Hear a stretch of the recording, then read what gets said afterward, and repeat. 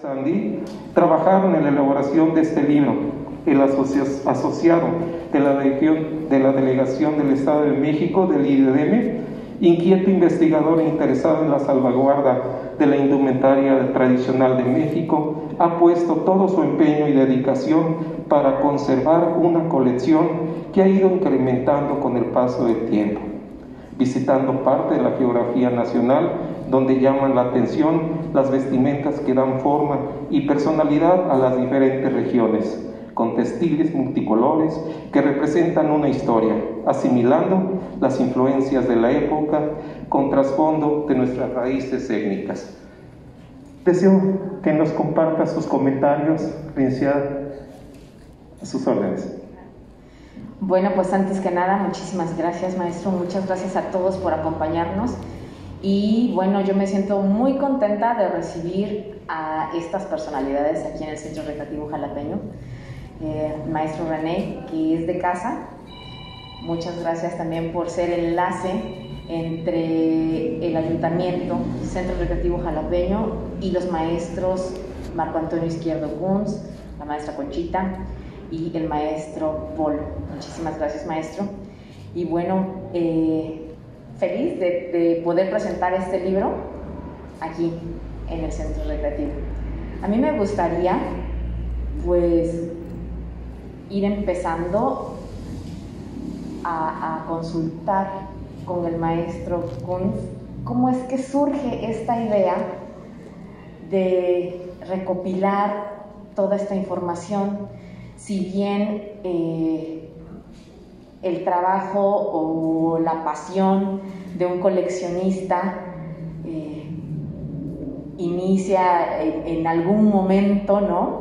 Y cómo es que después de tener eso para usted, decide compartirlo con los demás. Maestro.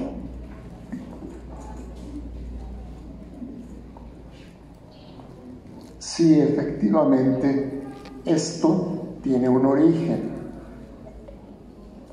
Esto fue aproximadamente hace 14 años. En ese momento fungía yo como delegado de la Delegación Estado de México y con una profunda raíz mexiquense. Mis padres son del Estado de México, mi padre de Tenancingo.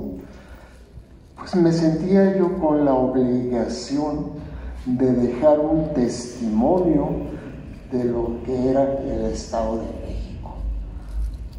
Yo fui el primero sorprendido cuando me percato de la riqueza cultural que tienen los grupos originarios del Estado. Y claro, siendo como delegado de mi delegación, pues me di a la tarea de conocer la mayor cantidad de municipios y sobre todo de las comunidades indígenas. Y al percatarme de esa gran variedad que existía en ese momento, vino a mí la idea de dejarlo plasmado en un documento. Para esto se da la coyuntura que me invitan a hacer un programa de televisión que se llamaba Aroma Mexiquense, y me pidieron, como tenía yo mucha relación con los grupos indígenas, que los llevara yo al estudio de TV Mexiquense para que los retrataran con sus indumentarias. Entonces, en ese momento, al estarlos retratando para el programa, pues dije, de aquí soy, tenemos que dejar plasmado esto en un documento.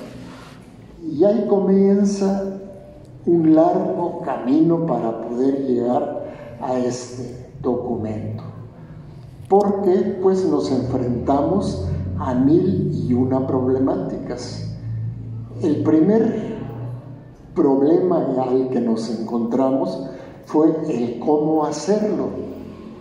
En ese momento aparece en mi vida la socióloga Nieves Arias Andié, igual de loca que yo, y pues sí, porque solamente se necesita estar loco para meterse en camisa de 11 varas, ¿verdad? Entonces le invito a que me ayude a llevar a cabo este proyecto, y efectivamente Y comenzamos a lanzar ideas y pues nos dimos cuenta que lo primero que habíamos planeado no servía. Entonces le dimos un giro de 180 grados y comenzamos por otro camino. Ese camino nos llevó a recorrer las comunidades que tenían indumentaria, que la vestían. Y al darnos cuenta que había una gran inmensidad de personas que afortunadamente todavía usan sus ropas, pues comenzamos a visitar estas comunidades y hubo necesidad de hablar con los presidentes municipales, con los regidores, con las personas encargadas de los asuntos indígenas, etcétera, ¿no? Porque pues no era fácil, no era posible que en un momento determinado llegara uno y decirte vengo a retratar, pues nos tirarían de locos, no es fácil, ¿no? Sobre todo si va uno con un indígena y le dice vengo a retratarte, pues como ¿qué y para qué, no? Entonces hubo necesidad de tener, bueno, afortunadamente de los municipios o las gentes a que recurrían, los reunían en las cabeceras municipales. Y entonces platicábamos con los indígenas y pues se trata de esto y esto y esto y esto. Y no fue fácil, había mucha resistencia porque en principio saben ustedes que no les gustan que sean retratados, ¿no?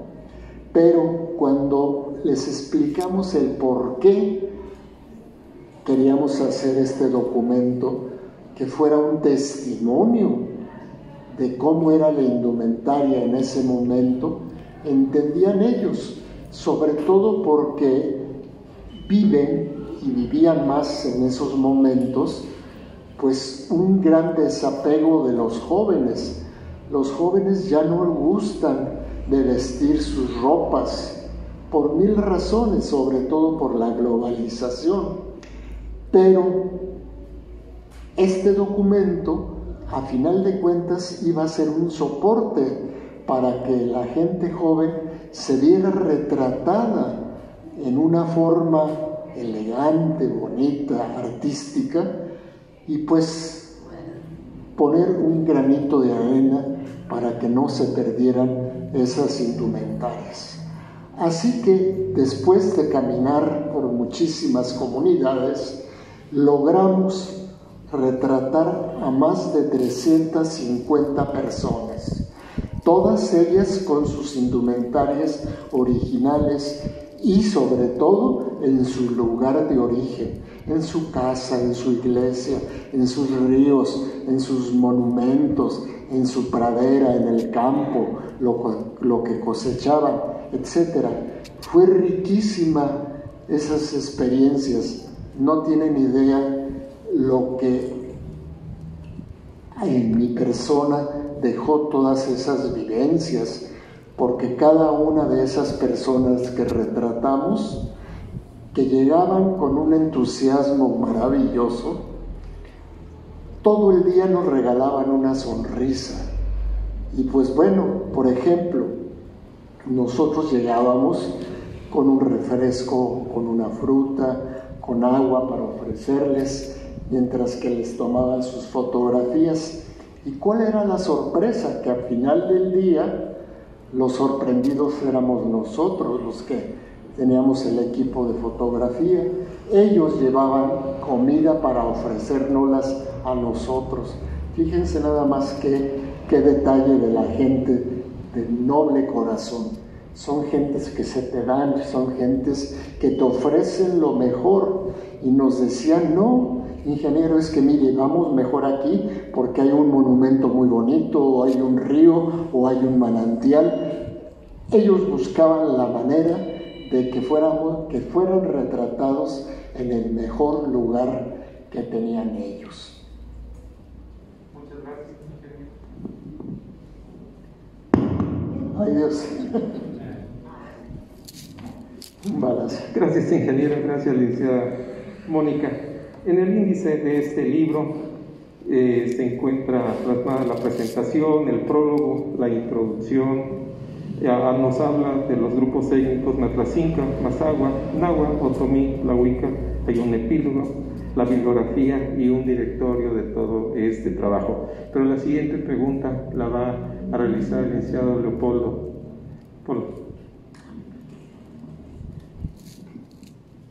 Muy buenas noches, maestro. Creo que nosotros nos ha tocado compartir ya algún camino visitando parte de este trabajo y también conociendo otras culturas. Pero muchas veces nosotros tomamos una indumentaria y la vemos y pensamos nos gusta por alguna razón. Lo que muchas veces nosotros a veces no entendemos es ese lenguaje que tienen a través de la trama en sus diseños. ¿Qué es esa parte de su cosmovisión que está impresa en esos esquemas que están montados aquí, pero que son parte de esa riqueza de la indumentaria que tiene el Estado de México? Efectivamente, cada una de las diferentes prendas que usan nuestros indígenas tienen un porqué. Y creo yo que la prenda fundamental y la número uno que tienen los indígenas mazahuas es la prenda de origen prehispánico llamada quesqué. Eso es exactamente lo que estamos viendo. Esta prenda se remonta, como decía, desde la época prehispánica. En sus orígenes era usado solamente por personalidades importantes, por mujeres que eran las esposas de los gobernantes o sacerdotisas, etc. Eran los que tenían los más altos rangos. Y posteriormente, a través del tiempo, se va generalizando el uso de esta prenda a todas las mujeres en general. Como les decía, es una prenda sumamente importante del Estado de México, que podríamos decir que la zona cero donde se elaboran estas prendas es el área de Temascalcingo, en el municipio de Temascalcingo, y alrededor hay una gran cantidad de comunidades que justamente su principal labor es la elaboración de estas magníficas prendas. Estas prendas tienen en sí bordadas y plasmadas una cantidad de esencias ancestrales, las vivencias de las gentes, su medio ambiente, su entorno, lo plasman en estas bellas indumentarias. Esta prenda es muy fácil de elaborarse, son dos rectángulos unidos en forma opuesta, unidas por una sencilla costura que ellos le llaman randas, pero muchas de esas randas pues tienen una riqueza artesanal increíbles. Ustedes aquí ven un conjunto de estas prendas y son de varias diferentes comunidades. Aquí tenemos principalmente de la comunidad de San Francisco Tepeolulco y otra comunidad que queda justamente junto a esta comunidad que se llama Santiago Coachochitlán. Pero además muchas otras, porque como les decía, todos los alrededores de Temascalcingo son productores y tenemos magníficas tejedoras de estas magníficas prendas. En ellas tenemos diseños muy especiales, unos muy antiguos, otros no tanto, otros modernos. Pero por ejemplo, tenemos ese quesquemel que está ahí al frente. ¿Por qué creen ustedes que lo pusimos en ese lugar tan especial? Pues por la sencilla razón de que tiene más de 100 años de haber sido elaborado. Su diseño es muy simple, pero su elaboración es ancestral, es del pueblo de San Pedro Tlalchichilpa, que se encuentra en el municipio de San Felipe del Progreso. Entonces, pues esa prenda tiene una historia magnífica. En una ocasión voy a una casa de una familia de este lugar que les comento, y en la puerta tenían una jerga para limpiar los pies cuando entraba uno a su casa, y la jerga era ese quexqueme. Imagínense nada más, cuando lo vi me infarté y dije, ¿cómo es posible que tengan eso tirado ahí lleno de lodo? Y les comento, le digo, oigan, ¿no sería factible que me regalen su jerguita? Sí, cómo no, y me lo regalaron. Pues lo lavé y luego, afortunadamente, lo llevé al Museo de Antropología, que tengo buenas amistades ahí, y me dijeron, nosotros te lo limpiamos y te lo restauramos. Tiene por ahí varias costuritas, porque imagínense, estuvo en el piso, lo pisaron muchas gentes de esa comunidad, pero tiene esa grandiosa riqueza que tiene más de 100 años de haber sido elaborado. Maestro, recuerda que ayer estuvimos platicando también, y bueno, de todos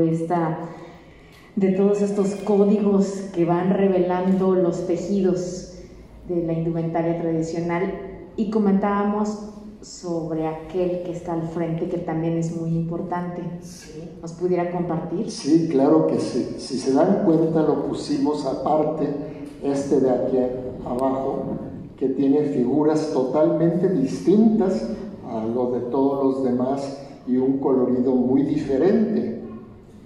Cuando lo vi en un puesto de una artesana que es de Santiago Coachochitlán, le digo a la señora, que en este momento no me acuerdo cómo se llama, le digo, oiga, me gusta mucho ese quexqueme. Dice, sí, se lo vendo. Le digo, ¿y por qué tan diferente a todo lo demás? Dice, porque es muy importante para nosotros. Fíjese usted que nosotros, las mujeres mazahuas, sufrimos de un mal muy grave. Nuestros señores, nuestros hombres, nos abandonan.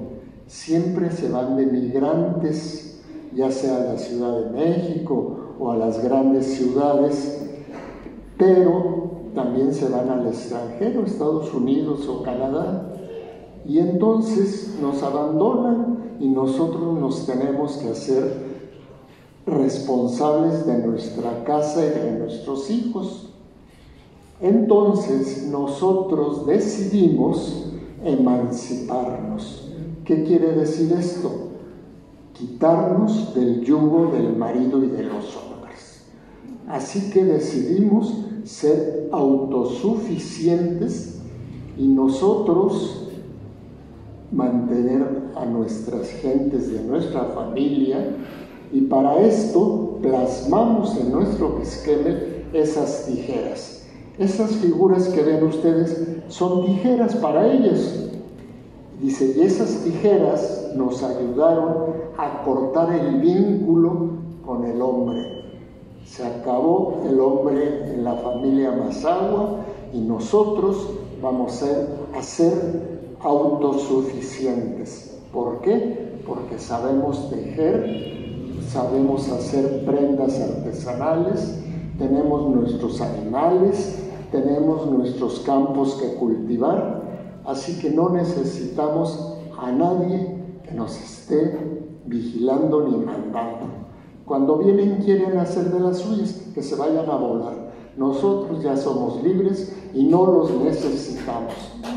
Imagínense nada más. Y eso lo tienen plasmado en su ropa, en su quexqueme. Así, y le digo, ¿por qué tantos colores? Pues porque tuvimos que hacer muchas acciones para lograr hacer esto. Así que vean la manera de pensar de esta mujer más agua, muy adelantada a la época, ¿verdad? Así que eso fue, Mónica, fíjate. Muchas gracias, ingeniero. Pues efectivamente todo lo que tratan sus experiencias son muy interesantes e importantes. Creo que las 62 lenguas indígenas en México, los 56 grupos étnicos, nos dan una identidad como mexicanos.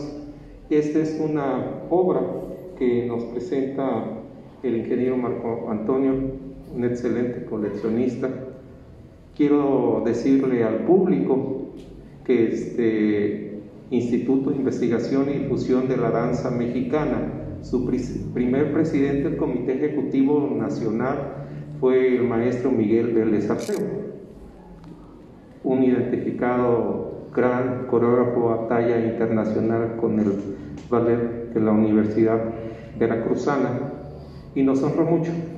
El maestro René también fue parte de estos Comité Ejecutivo Nacional, hizo diversos trabajos y nos sorprendió poco a poco el que fuera pues juntando la indumentaria de Veracruz.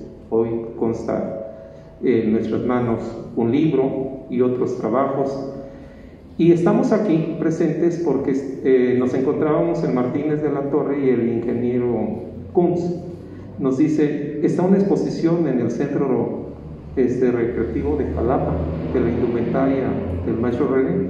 ¿Nos vamos? Pues vamos. Y llegamos a apreciar. Íbamos, ya faltaban 15 minutos para el cierre del edificio y amablemente la licenciada Mónica estuvo presente. El maestro René nos dio la explicación en aquella sala y de ahí se tomó la oportunidad de que estemos presentes con esta exposición que esperemos que haya sido de su más completo agrado. Pero quiero cederle el micrófono al maestro René para su participación. Maestro.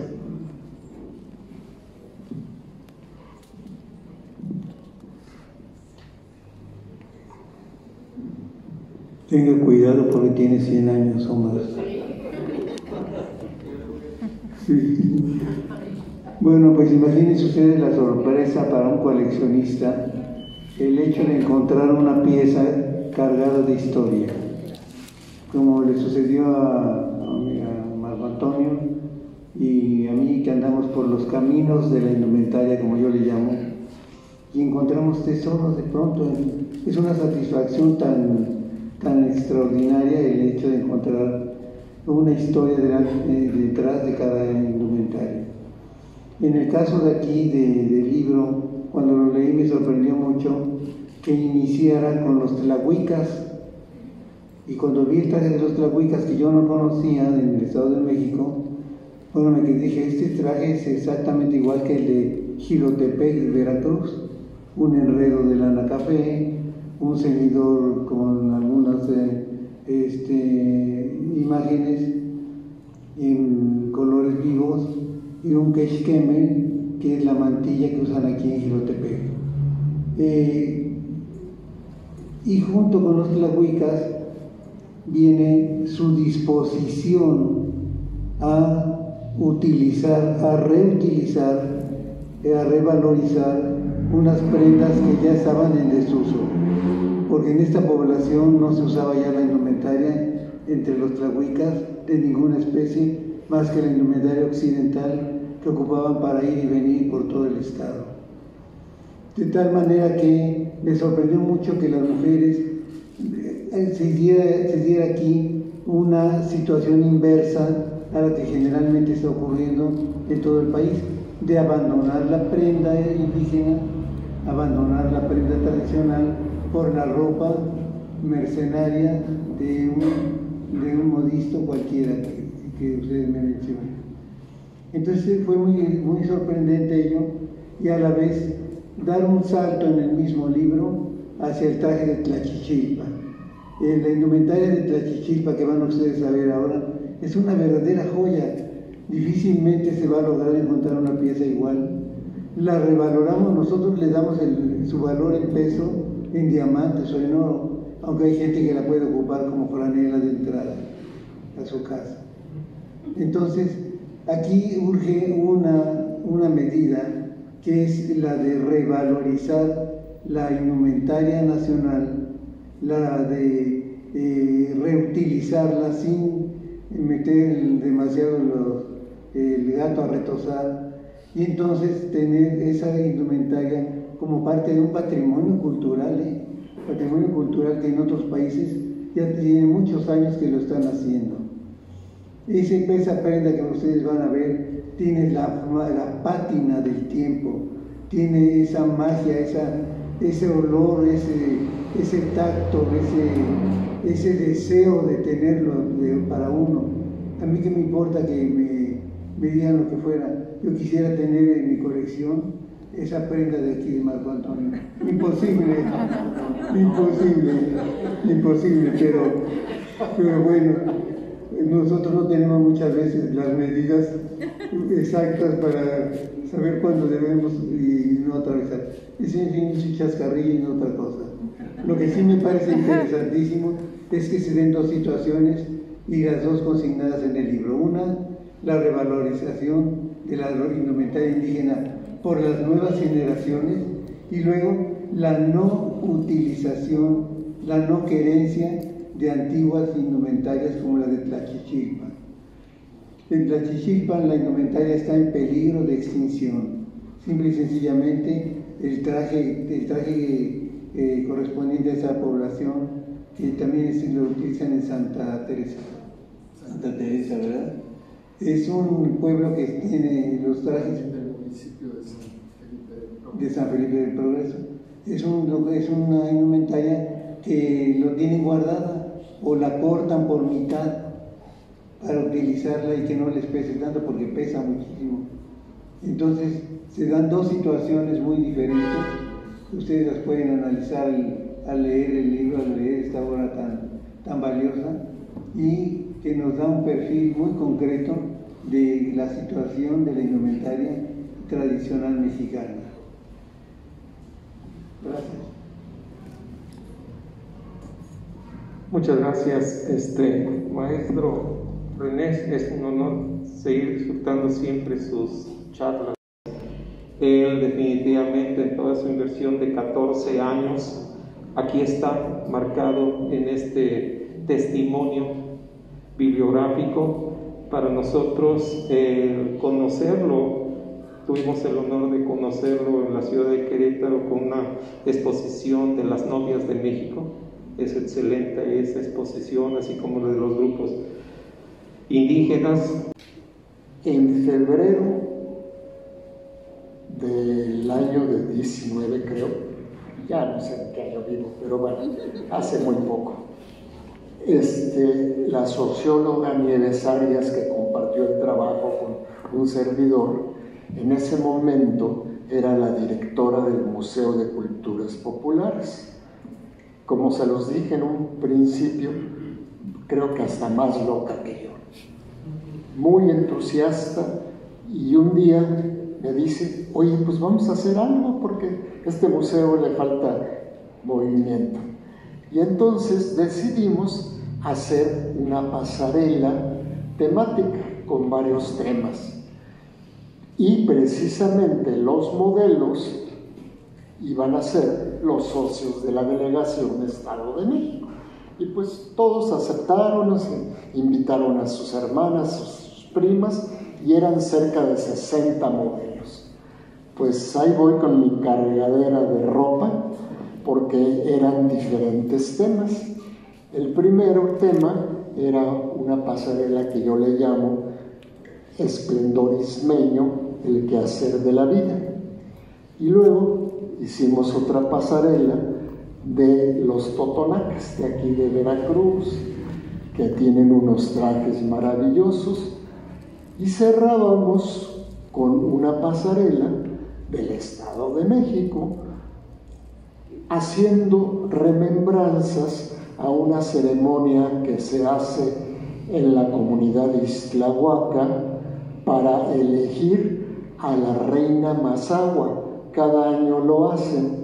Entonces, dentro de las mujeres indígenas que hablan su lengua y que saben bordar y que saben tejer en telar de cintura, etcétera, etcétera, se presentan. Hagan ustedes una Miss México o un Miss Universo, ¿no? Entonces, en esa ocasión, pues todas mis compañeras del Estado de México las vestí con sus trajes del Estado, pero invité a una muchachita que acababa yo de conocer, que llevaba una indumentaria maravillosa, perdida ya en el tiempo, ya está en desuso. Entonces estaba yo pero alborotado por su indumentaria, y le digo: oye, Lupita, se llama Lupita, ¿te gustaría participar en esta pasarela haciendo esto? Sí, claro que sí, ingeniero, muy entusiasta. Pues bueno, llega el momento de la pasarela y porta su traje, que no me lo quiso vender, por cierto, ni me lo venderá porque es muy viejo y ya no lo hace.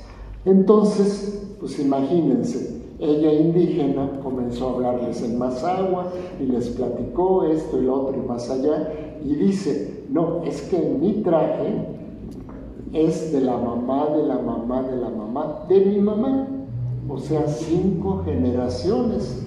Y bueno, la muchacha estaba encantada y obviamente fue la que eligieron como reina mazahua en esa ocasión. Entonces, la maestra Conchita estaba sentada junto con la maestra Nieves Arias, y no sé en qué momento la maestra Nieves le dice: ¿y no sabe usted la cantidad de riqueza de indumentaria que tiene el Estado de México? Y le comenzó a platicar del proyecto de libro que duró 12 años. Todas las instituciones de gobierno me dijeron: ¡qué maravilla, yo se lo edito! Sí, cómo no. Después de que decían: se necesita tanto, perdone, pero ese dinero tiene que ir para la campaña de ya saben quién. Recorrimos todas las instituciones del Estado de México, todas. Y una me decía: sí, cómo no, nosotros la editamos, pero tenemos que agregar un capítulo de niños indígenas. Lo hacemos. Otro: no, pues nosotros tenemos que hablar acerca de los migrantes. Fue un tema maravilloso.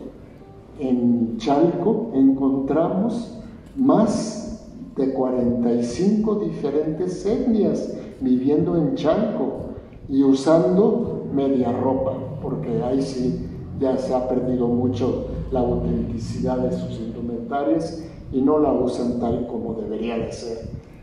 Y así cada institución nos pedía: no, pues ahora de adultos mayores, lo que quieran ustedes.